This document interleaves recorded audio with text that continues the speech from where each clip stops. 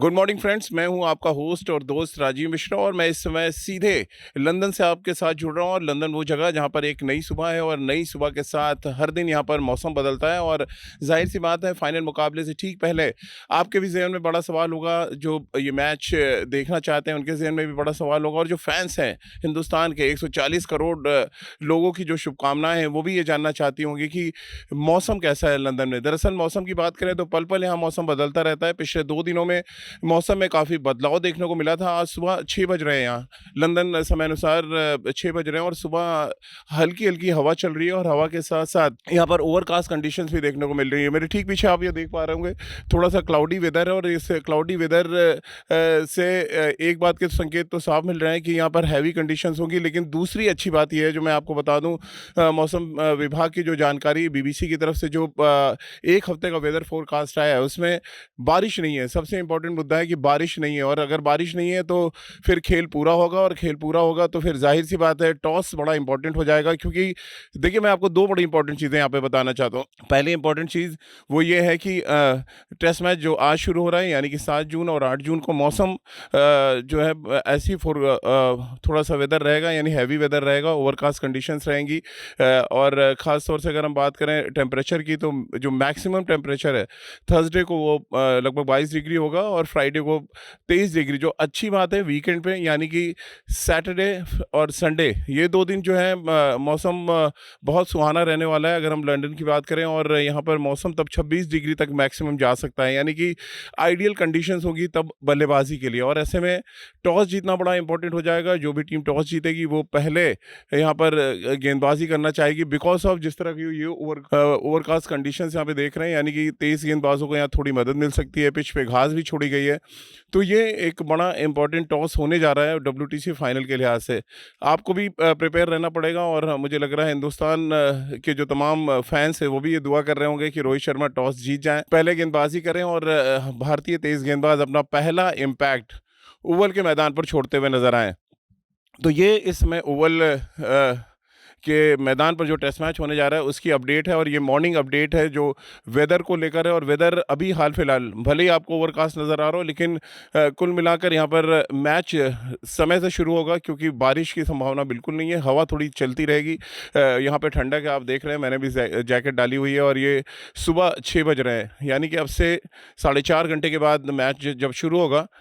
Temperature थोड़ा सा सुधरेगा ज़रूर, लेकिन ओवरऑल पूरे दिन टेम्परेचर कुछ ऐसे ही रहने वाला है जहाँ पर मैक्सिमम 22 डिग्री और मिनिमम 11 से 12 डिग्री रहेगा। तो कुल मिलाकर एक अच्छा वेदर, सुहाना वेदर आप कह सकते हैं। लेकिन थोड़ी सी हवा चलती है तो फिर तेज़ गेंदबाजों की बाँछें खिल जाती हैं और हम सब उम्मीद करेंगे कि भारतीय कप्तान टॉस जीतें और पहले गेंदबाजी करें। और उसके बाद सैटरडे और संडे की जो बात मैं कह रहा हूँ, जो आइडियल कंडीशंस होंगी बैटिंग के लिए, अगर आप ऑस्ट्रेलिया को पहली इनिंग में सस्ते में समेटते हैं तो फिर आपके पास पूरा चांस होगा कि अच्छे वेदर में आप बैटिंग करें और बैटिंग करके अच्छी बैटिंग करके, वेदर के मोहताज ना होकर अच्छी बैटिंग करके आप इस टेस्ट मैच को अपने नाम करने में कामयाब रहें। तो पल पल की अपडेट हम आपको लगातार देते रहेंगे। हाँ, एक बड़ी इंपॉर्टेंट चीज़ और आपको बताना है, सुबह सुबह कल जब प्रेस कॉन्फ्रेंस खत्म हुई और कप्तान प्रैक्टिस करने आए और प्रैक्टिस के बाद जाने लगे तो उन्होंने बड़ा एक इंपॉर्टेंट मुद्दा उठाया जो मुझे लग रहा है सुबह सुबह आपसे भी सवाल पूछा जाना चाहिए। रोहित शर्मा ने तमाम जर्नलिस्टों से कहा कि आप लोगों ने ये सवाल नहीं पूछा कि डब्ल्यूटीसी एक फाइनल क्यों होता है, बेस्ट ऑफ 3 फाइनल क्यों नहीं होना चाहिए। जब 2 साल आप इंतज़ार करते हैं किसी भी बड़े टूर्नामेंट का तो उसका फाइनल मुकाबला यानी कि उसकी जो चैंपियनशिप है वो एक मैच में क्यों तय हो जाती है। तो आज मेरा सुबह सुबह सवाल आपसे है कि रोहित शर्मा ने जो सवाल उठाया वो कितना वाजिब है और क्या आप भी मानते हैं कि बेस्ट ऑफ 3 डब्ल्यूटीसी का फाइनल होना चाहिए, यानी एक मैच जीत कर या हार कर आप किसी भी टूर्नामेंट को ख़त्म नहीं कर सकते। लेकिन ये शायद आईसीसी का रूल है। ऐसे अगर तमाम और भी सुझाव आते रहे, सजेशन आते रहे तो फिर हर टूर्नामेंट में आपको ये बात लागू करनी पड़ेगी कि आप बेस्ट ऑफ 3 कराएँ, वो चाहे टी20 फॉर्मेट हो, चाहे टेस्ट मैचेस हों या ओडीआई क्रिकेट का वर्ल्ड कप हो। तो कुल मिलाकर सजेशन है, अब देखना है कितनी गंभीरता से आईसीसी इसको लेती है। बहरहाल रोहित शर्मा से ये भी पूछा गया कि जब अगर आप ये फाइनल जीत जाते हैं तब भी क्या आप इस बात पे अड़े रहेंगे, तो उन्होंने कहा बिल्कुल मैं अड़ा रहूँगा और मैं ये सजेशन दूंगा कि बेस्ट ऑफ 3 फाइनल होना चाहिए।